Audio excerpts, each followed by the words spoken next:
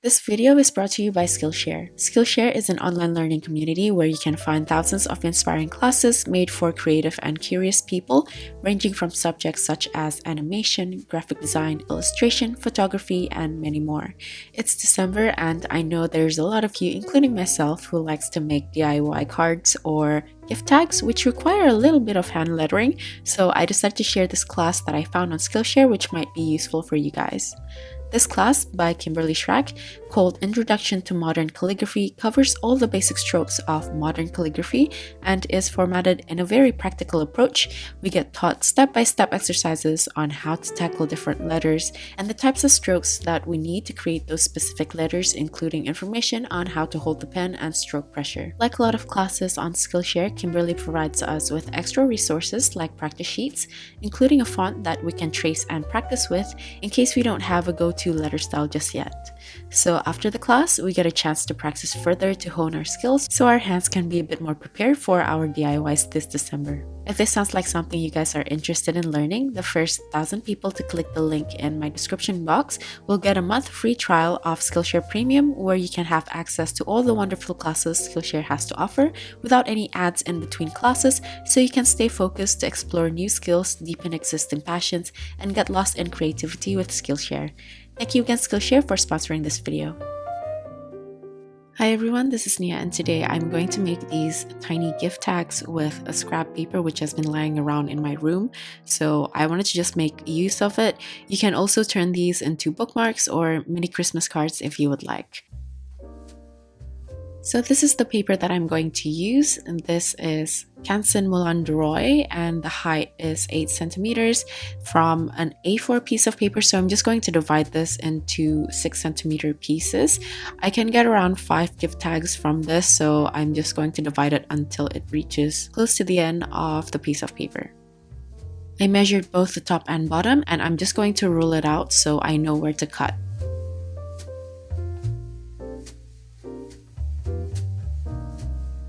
I have a small extra piece here, so I'm just going to cut it out before I measure the rest. Next, I'm going to measure the top, and I'm also going to pencil in the halfway point. This is where I'm going to punch the holes, and it's much easier to do it this way, so all the pieces can be nice and uniform.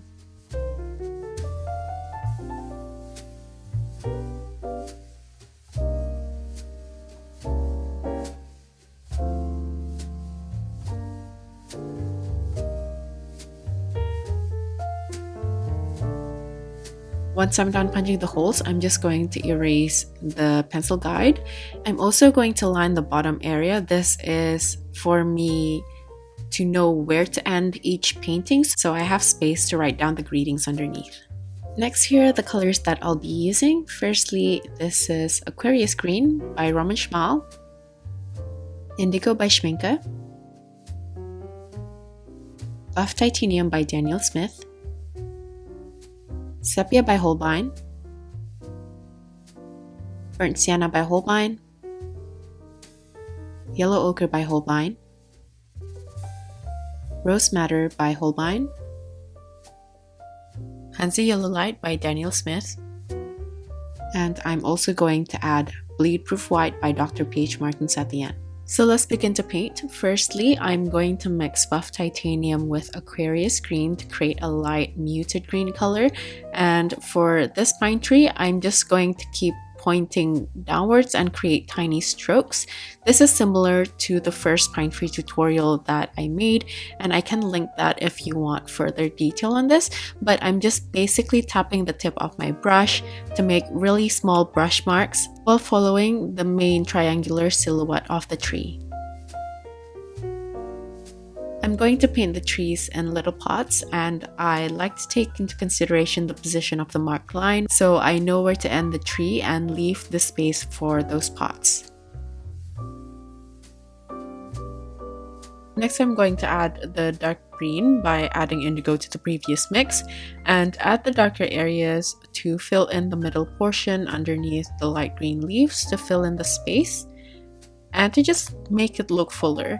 I don't mind if parts of the color are blending into each other if the light green is still a bit wet. In fact, I find that A bit of the wet on wet effect will work really nice with this type of painting. After I'm done with the indigo mix, I go back with a thick consistency of Aquarius green, then add on a bit more detail to the darker areas that I painted earlier, and this dark green will just add on extra detail to the painting. So those are basically the three types of green tones that I'm going to use for the rest of the trees. The only difference is just how I shape the trees later with my brush strokes and the lines or the direction of the trees, but apart from that, the colors are basically going to be the same. This next one is very simple. I'm just using a very light consistency of the same mixture of buff titanium with Aquarius green. I'm just directing my brush to create really soft swishes, and I'm just going to place them wider at the bottom just like before with a pointier top. I'm going to follow this up using the same method, but this time with indigo into the mixture. Still pointing the leaves upwards, and I'm going to do the same while using the thick consistency Aquarius green.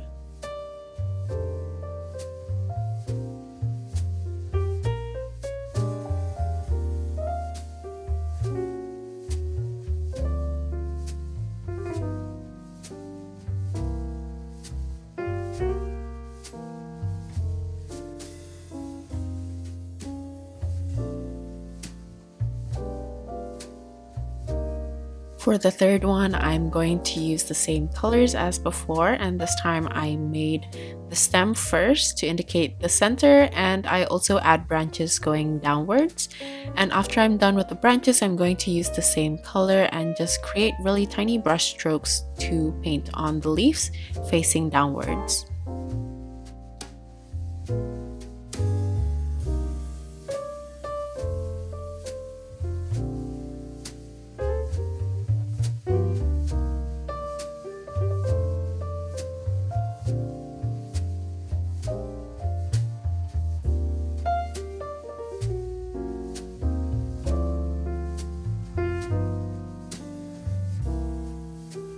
With indigo mixed into the buff titanium and Aquarius green, I'm just going to fill in the tiny gaps to give a fuller effect, and I'm going to place this mostly at the midsection of the tree, but I'm also going to add really tiny strokes on the outside for added detail. I'm also going to do the same with the thick consistency Aquarius green.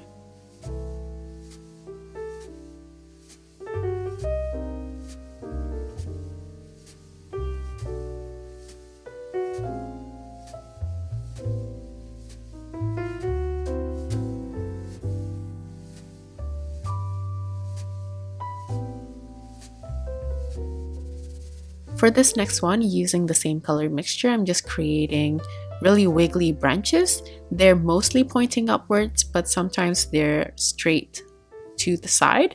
And you can just play around with this as long as it follows the triangular silhouette of the Christmas tree.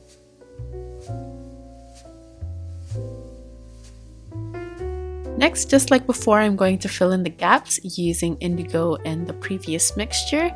I'm just using quite a wet load here, so the color isn't as strong and it's just going to blend with some of the lighter colors that I've put in. As for the dark green, I do want the previous layer to be a bit more dry, so the edges of the brush strokes are a bit sharper and it stands out against the blurry base color.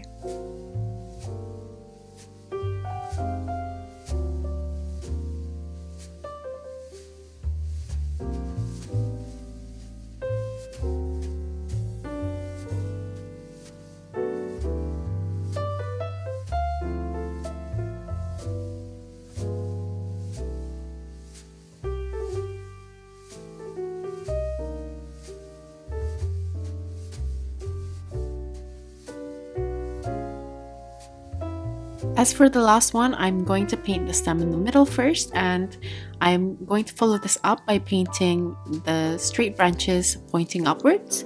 For the leaves, I'm going to paint them on both sides of each of the branch, and I want to create needle-like leaves painted in the same way as those branches.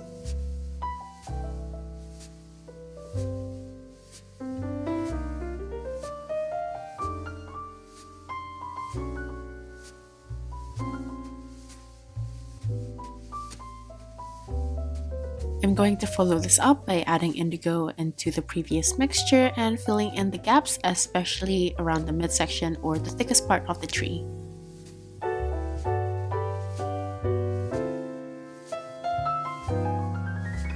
And of course, again, I'm just going to follow this up with a thick consistency Aquarius green.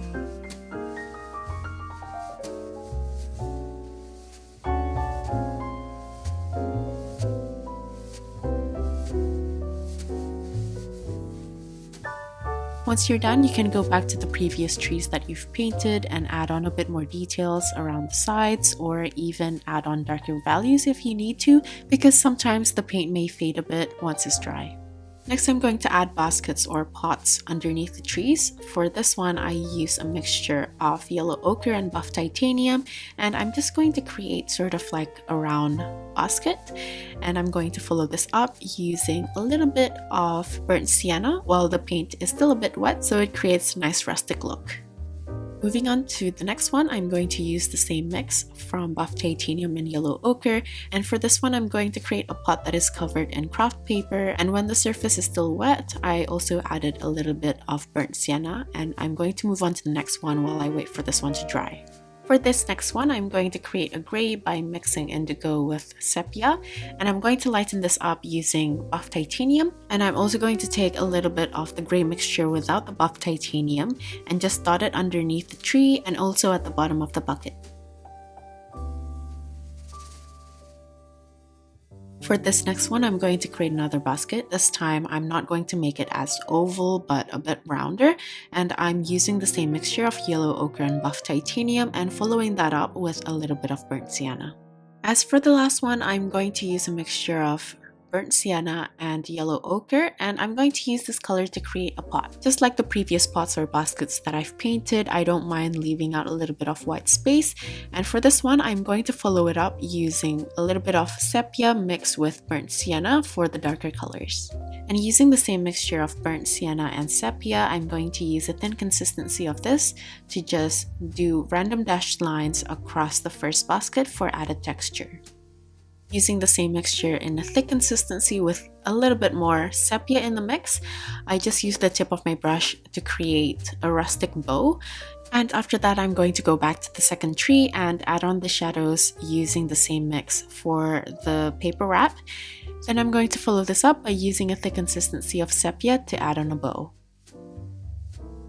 At any point, you can also go back to the previous pots or baskets that you've painted and just add on textures or any other details that you want. So here I'm also adding a little bit of detail for the tin can and also a bit more texture and handle for the first basket. And as for the last pot, I'm just going to use the same mixture to create a line and then adding yellow ochre to add on a bit of texture. Next, I got out my bleed-proof white and I'm going to use my small brush for this and just paint tiny little dots for all of the trees, and this is going to be the base for the Christmas lights. I'm playing around with the size and also the distance of the dots, making sure that it doesn't get crowded all in one spot, and I'm just going to spread them evenly for all of the trees.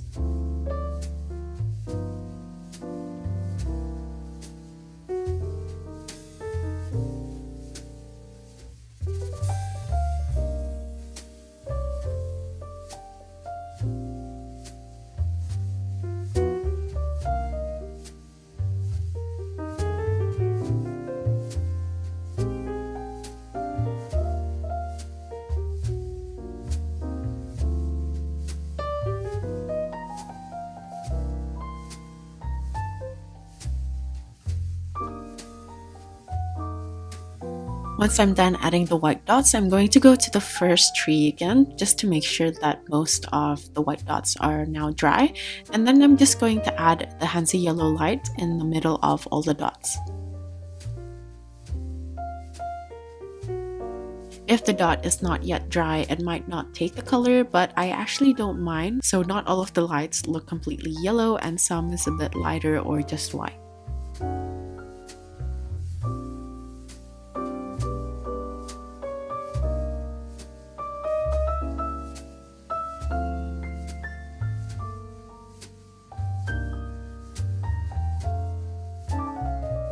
Once I'm done with the lights, I'm going to add additional decorative elements for some of the trees. This time I'm going to use bleed-proof white to add larger circles. You can do this for all of the trees or just a few of them. And I'm just creating Christmas bubbles here. And after I'm done with the base white color, I'm going to use a mixture of rose madder with a little bit of yellow ochre to paint this light pink color, and then I'm going to follow this up using a thick consistency of rose madder and paint it around those lighter areas. Then finishing it off using bleed-proof white again to just paint a little bit of highlights for all the bubbles. For this next one, I'm just going to dot some red for a little bit of berries. You can also create larger ones if you want. But for this, I used a very thick consistency and the color is almost opaque enough for it to show through.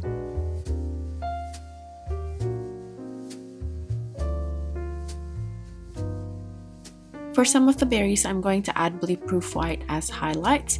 And these are just additional decorative elements. You'll notice that I skipped the second tree. That's because I quite like the plain look as well. But for this last one, I'm just using bleed-proof white as the base to create ribbons. And while I wait for that to dry, I use whatever was left on my brush to create diagonal lines for the previous tree. And then going back to the last one again to add on the color, which is just plain yellow ochre by itself.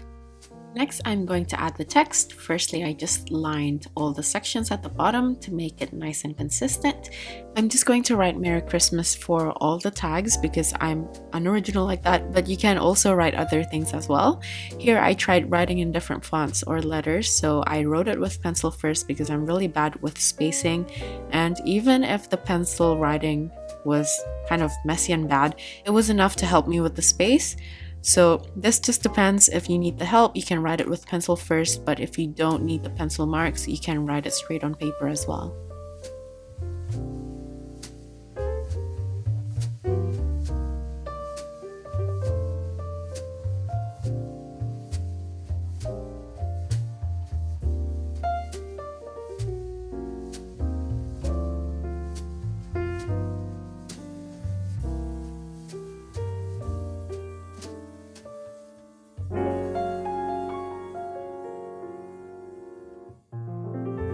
So once I'm done with all the writing, I'm just going to wait for it to dry and then erase the pencil marks.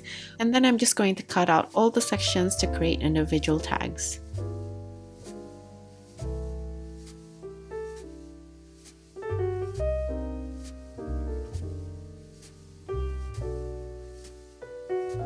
So here are the tags that I have. As I mentioned at the beginning, you can create larger ones for cards or bookmarks as well. You can also cut the top sides of these tags if you want to create a beveled edge. But as for me, I quite like it as it is, so I'm just going to finish it off by using this rope so I can attach them to my gifts. I measured the length of the rope that I like and I took it off again to use that to measure the rest of the rope so the length can be consistent within all 5. Then to attach the tags, I divide the rope and fold it in the middle, push the folded side through the hole creating a loop, and then pushing the other end through the loop and pull it in place. You'll see that the top is not tied to each other. This is so you have the choice of just sticking it onto your gift or to tie it on.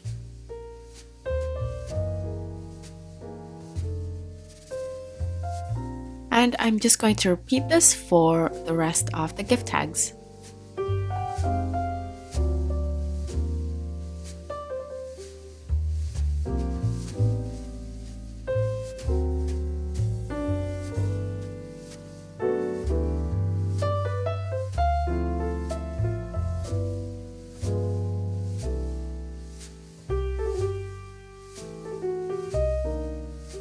So here are the completed gift tags. This was so much fun to paint. It's so simple and quick to make, and I hope you guys enjoy creating your own. Like usual, all the list of tools as well as my social media links will be listed in my description box. If you're still here, thank you so much for watching till the end, and I'll see you at the next one. Bye!